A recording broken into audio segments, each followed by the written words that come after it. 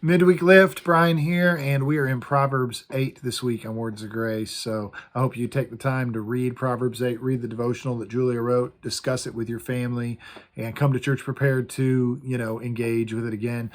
Real quickly in Proverbs 8, it's so much about wisdom, and wisdom is so lacking in our world today, right? Like leaders, people just don't seem to value wisdom. And everybody in their own eyes thinks that they're wise, right? And yet, how much wisdom is there really? Well, it kind of starts with the fear of God. And Proverbs 8 defines it this way. It says, the fear of the Lord is to hate evil.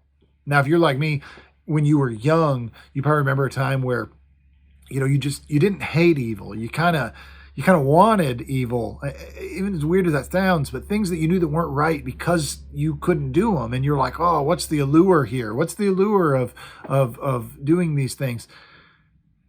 And then there comes a point in your life where you see the results of the people, the friends that you have that went down those paths, right? That just gave in to their own appetites and the destruction that it caused.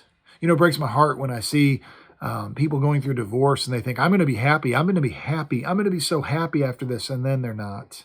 Life just gets worse. There's so many things that we convince ourselves of that we want. If we had wisdom, we wouldn't want them, right? We wouldn't want them. And so it also says right here, take my instruction, not silver, and my knowledge, not gold, for wisdom is better than jewels, and all desirable things cannot compare with her.